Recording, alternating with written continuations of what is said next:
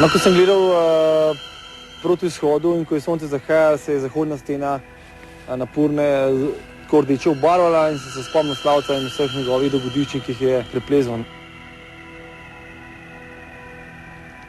Leta 1992 je Slavko Svetičič sam preplezal zahodno steno Napurne.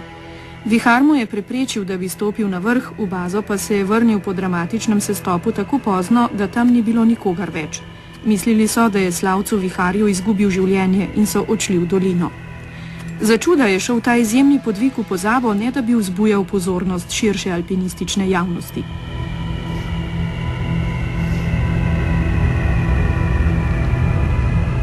Slavc je v tej steni naredil dejanje brez primere in vzpon je bil, bom rekel, ena največjih stvari, ki bo Himalaja kdajkoli narejena, šla je pa pozaba, mogoče tudi zaradi tega, ker je bila organizirana od napačnega človeka.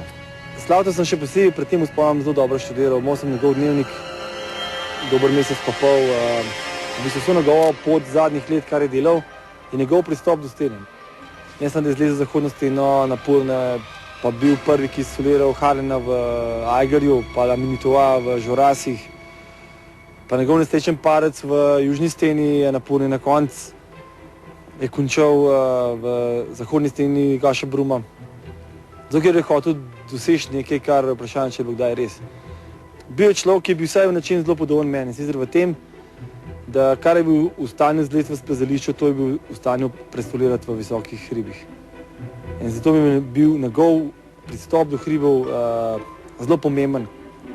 Ampak Slavc je bil ta prav, takih ne delajo več.